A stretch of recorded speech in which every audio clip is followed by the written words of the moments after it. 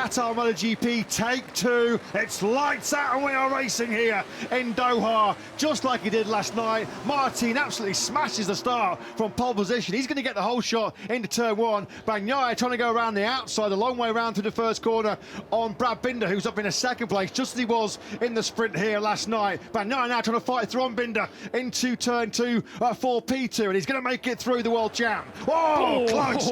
Surely they touched on the exit there. Bagnaia comes out the better of it, up in a second. And straight onto the back of Jorge Martin as the world champion goes straight into the lead. Both KTMs rockets again off the line. Binder's third, Miller is up into the top six. Bagnaia means business on the first lap of 2024. Brilliant, super aggressive by the world champ. He backs that factory Ducati into turn six. This is aggressive. I've seen Bagnaia on the opening lap of the Grand Prix for quite some time. He knew he could not let Martin get away.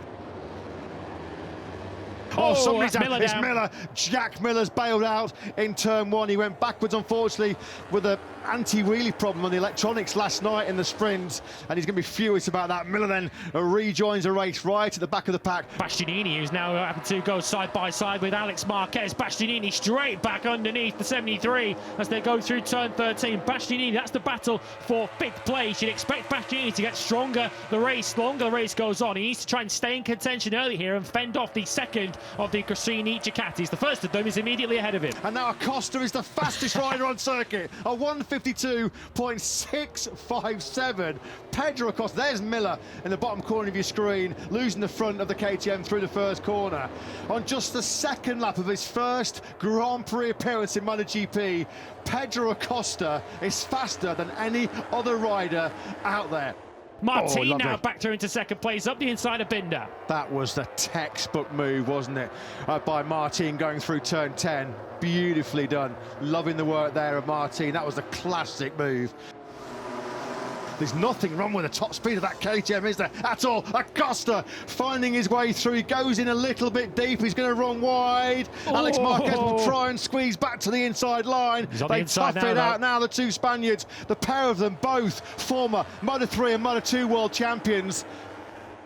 Here he goes, wasting precious little time on the inside of Alex Marquez. He's now in a Marquez sibling sandwich, isn't he, Pedro Acosta? Binder once again close up behind Martin. Bagnaia with a personal best 52.7s, pulled out a half-second lead now, and Binder might have seen that as he goes up the inside of Jorge Martin, and he makes it very clear to Martin that he's coming through, but he outbrakes himself slightly into turn number one. He'll have the inside line now for turn number two, and Binder now should have the move done on Jorge Martin. The South African retakes second place. Kudos to Bagnaia, 1:52.667. Oh, Martin, they go in. Oh, they're in really hot. Pedro Acosta really got dragged in there. Martin found his way through on Binder, and then with the extra kilometres with the slipstream, sucking into that first corner, probably 7, 8, 9 kilometres an hour faster. Marquez and Acosta missed their braking markers. They did well to stay on the tarmac there, but this is playing into the hands, isn't it, of Bagnaia. That's why Martin was so eager to get through on Binder, because he doesn't want to let the world champ get away, because he knows how good Bagnaia is. And again, Binder, they tough it out on the brakes into the first corner. They both from wide. This is just playing right into the hands of Bagnaia. He doesn't realise it, but this battle that's ensuing between Binder and Martin, that's 3 or 4 times now they passed each other in that first corner. It's just giving Bagnaia that breather, isn't it? Bagnaia's lead is just under 1.1 seconds. Both of the leading two, Bagnaia and Binder, in the 52s, as Acosta does now make the move on Marquez. Through he goes. Look at that. Acosta on the inside of Marc Marquez. There is your glimpse of the future, ladies and gentlemen. Yeah, here comes Marquez, seeking some fairly rapid revenge, isn't he, on the rookie upstart. He's gone wide. Yeah, I just think, Lewis, just seen a couple of scrappy corners of late where he might actually have, just with the lack of experience, started to burn up those tyres.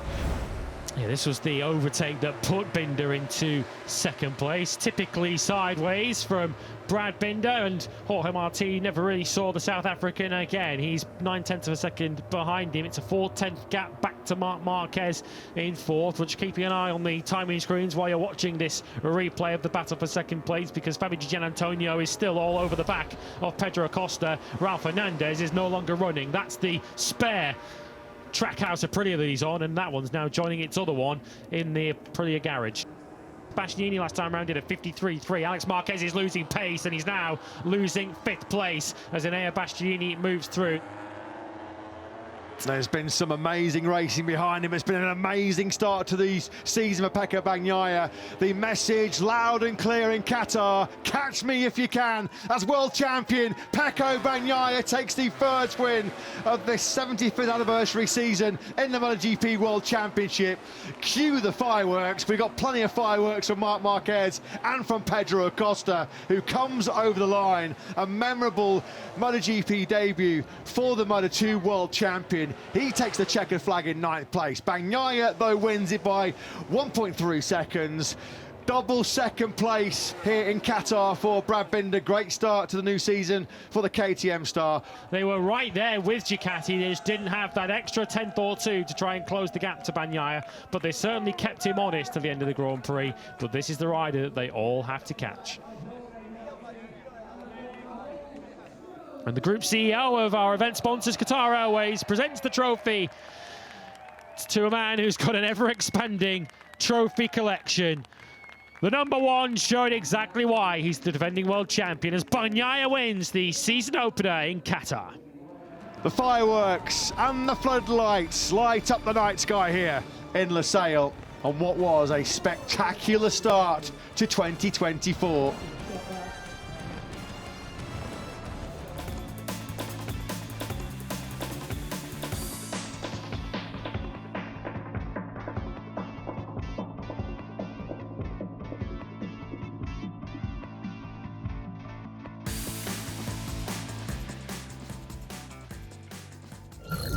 If you can't get enough MotoGP, click here to subscribe.